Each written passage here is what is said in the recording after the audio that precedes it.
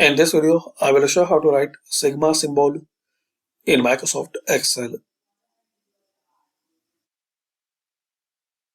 So very simple way, click on Insert, then Equation, now slash and write sigma.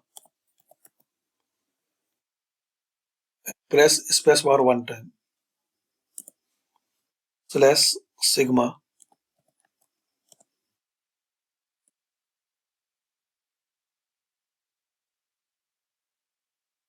Using this method, you can write any type of symbol like delta,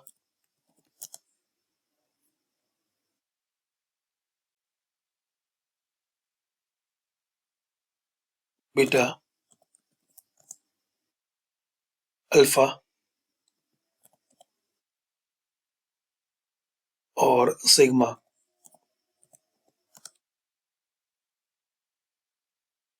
Thanks for watching.